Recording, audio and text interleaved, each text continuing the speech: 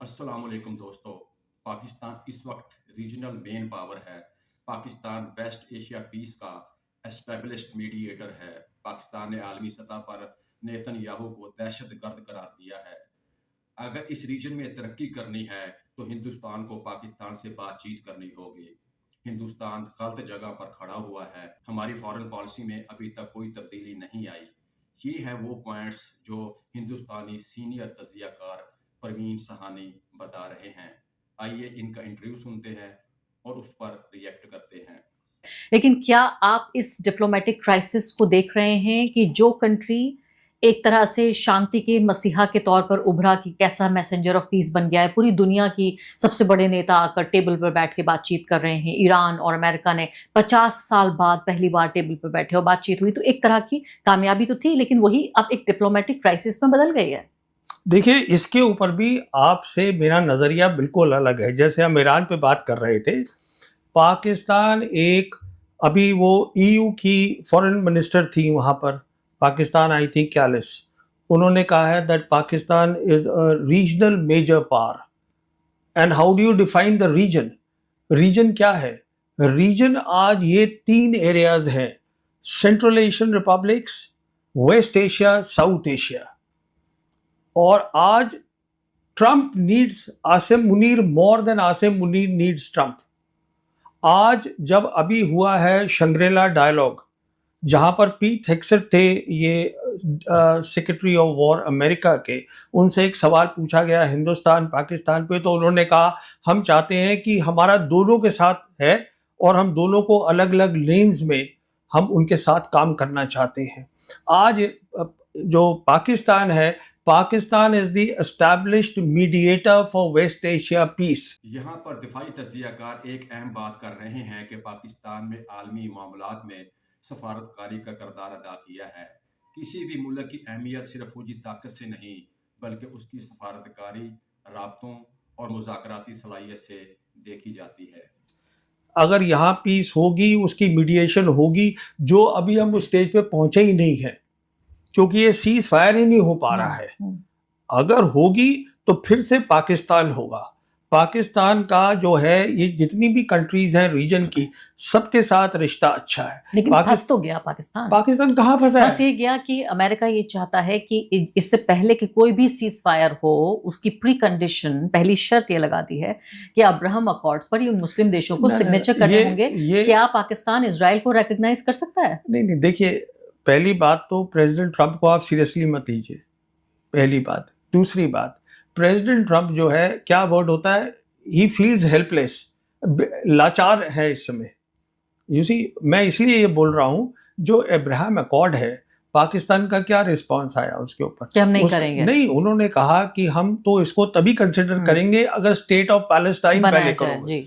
और उन्होंने ये कहा कि जहां तक नेतन्याहू है, he is a terrorist. This is a strong response coming. फिर क्यों गए सऊदी अरब? इसलिए उन्होंने ये रिस्पॉन्स दिया because they know that America needs them. आज अमेरिका को, अगर देखिए, ईरान से अगर बात अमेरिका करेगा, ईरान के लिए आज मीडिएटर बेस्ट जो है वो पाकिस्तान है। Pakistan is acceptable to China, Pakistan is acceptable to Russia, इसलिए Pakistan is the best, is the only choice. लेकिन माना तो ये जाता है कि अमेरिका की दोस्ती उतनी खतरनाक, दुश्मनी इतनी खतरनाक नहीं होती जितनी अमेरिका की दोस्ती खतरनाक है। हेनरी किसिंजर ने ये बात कही थी, और मैं जब एक पैनलिस्ट से बातचीत कर रही थी तो उन्होंने यही बात कही कि पाकिस्तान एक तरह के एक उलझन में फंस गया है कि वो दोस्त भी बनना चाहता है, और जाहिर है IMF और वर्ल्ड बैंक इस सब पर आधारित है उनकी इकोनॉमी। जो आपने पहली बात कही हेनरी किसिंजर की, वो सही है। इसीलिए मैं बोलता हूं कि हिंदुस्तान जो जुड़ गया है एकदम इंडिया अमेरिका के साथ, this is not a good policy. तो इंडिया के लिए अगर अमेरिका की दोस्ती अच्छी नहीं है तो पाकिस्तान के लिए कैसे अच्छी होगी? पाकिस्तान ज्यादा समझदार है। आज पाकिस्तान आपसे कह रहा है बार बार कि हमसे बात करिएगा।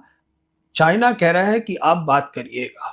वो इसलिए नहीं कह रहा है क्योंकि वो आपसे डर गया है। जनूबी एशिया के 2 बड़े ममालिक पाकिस्तान और हिंदुस्तान हैं। अगर खिते में अमन, तरक्की, तजारत लाना है तो बातचीत और सफारती राब्ते तेज करने होंगे।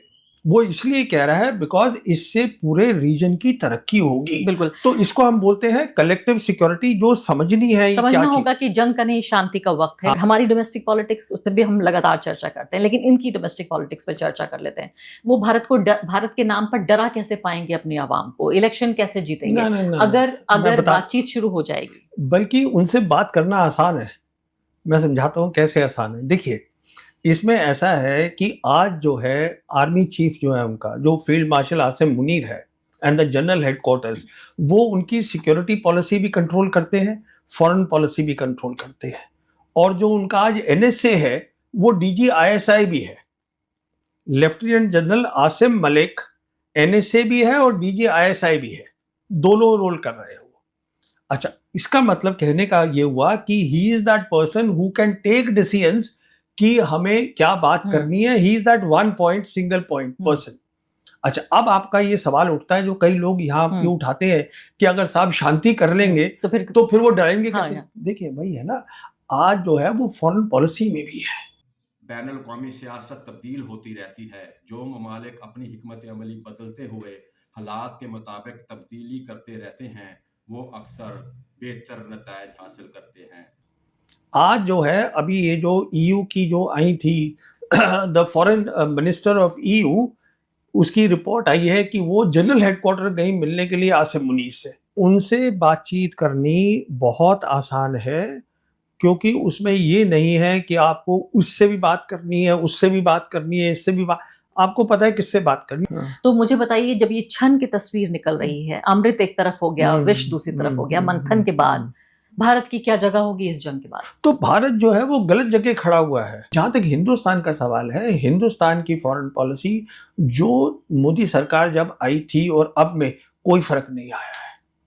आज की दुनिया में असल ताकत सिर्फ हथियारों से नहीं आती, बल्कि ये ताकत सफारतकारी, मुआशी ताउन, इलाकाई अमन और आलमी एतमाद से आती है। जो ममालिक एतमाद और ताल्लुकात को मजबूत बनाते हैं, वो आलमी सतह पर असर रसूख हासिल करते हैं। अगर आपको ये वीडियो पसंद है, लाइक और सब्सक्राइब ज़रूर कीजिएगा। अगली वीडियो तक इजाज़त दीजिए। अल्लाह हाफिज़।